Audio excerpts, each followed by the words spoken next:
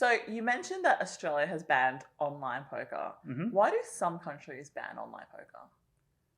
Okay. And while leaving live poker, While leaving live poker, Okay. absolutely legal. yeah, I mean, some countries would ban online poker because gambling is illegal, and that would be a reason. But why they only ban online poker? Well, the Australian experience is instructive.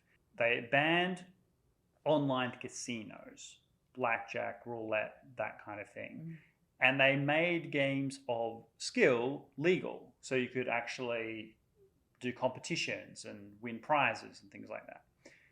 And unfortunately, to the deep regret, I think, of everyone who plays poker in Australia, the government saw fit to classify poker as a game of luck, i.e. a casino game. That is, of course, a grave error. Nobody who plays poker thinks that poker is primarily luck-based. There's luck in each individual hand, but over a long enough volume, it's all skill. The better players will ultimately beat the weaker players.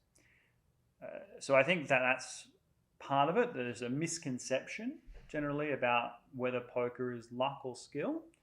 And given how many people play poker, it's kind of strange that myth still exists, that people think, oh, you can win. And a great example was given to me of how people make this cognitive error. They say, look, if you get 10,000 people and they each flip a coin, half of them will get heads, half of them will get tails. And if you keep flipping that coin, it'll halve and halve and halve again. Eventually, you'll get one person. And that person who wins will think they're very good at flipping coins, okay? And everybody who loses will think that they were unlucky. And so people ascribe that to poker and say, well, you get these massive open field tournaments, and of course someone's going to win it, right? But what they don't realize is that if you take the distribution of people, it's not random. If it was like the lottery, you would have, okay, this person won once and this person won once, and none shall they meet because the odds of winning twice are trillions to one.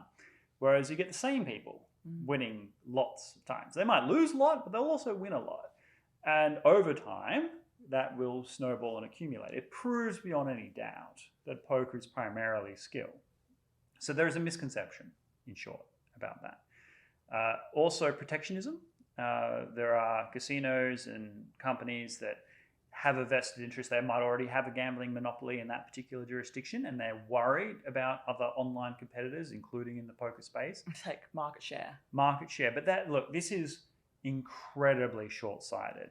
Online poker is a massive benefit for live poker in many respects. So, for example, as I said before, the amount of money that you invest in a live poker setting is a huge outlay for most people who might just be casually getting into it. So if you're online and you only have to invest a few dollars to get a sense of what it's like, from there you can build up your passion for poker and translate that to live poker. So many people who come to the live poker venue for the first time started playing online and would never have ventured into a casino if not for that experience. So it grows the pie. Secondly, there are many rooms around the world, and we'll no doubt do reviews of some of these, that are affiliated with online poker sites. So you can have online tournaments where you win packages and you go and play in the live tournament as a consequence of winning those packages, or you get rewarded for going and playing in the live poker setting. And that's true certainly for the World Series, for WPTs, where online you might win your seat at the World Series of Poker main event. You wouldn't have gone if not for the online connection. So you can actually drive huge amounts of traffic into live settings playing online. Whereas people who are, old school casino operators don't really recognize the way the poker ecosystem works. They just think, people, if there's poker online, then they won't necessarily come and play here. But nothing could be further from the truth. It's online poker that grows the poker ecosystem. So we need online poker because without it, we won't have new players. And live poker operators just don't seem to recognize that in some jurisdictions. In other jurisdictions, they do. And then, of course, there's just straight up lobbying.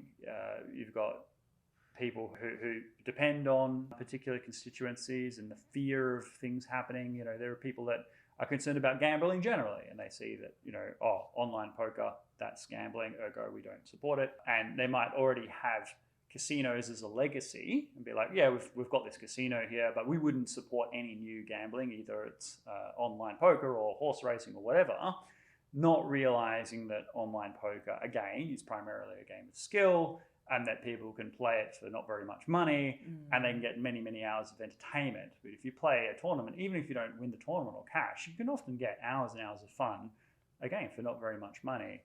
Not something that you'll do on a horse race. There are plenty of jurisdictions that ban online poker but leave live poker alone, and there is a wide variety of reasons as to why that is, but I think most of those reasons are fairly spurious.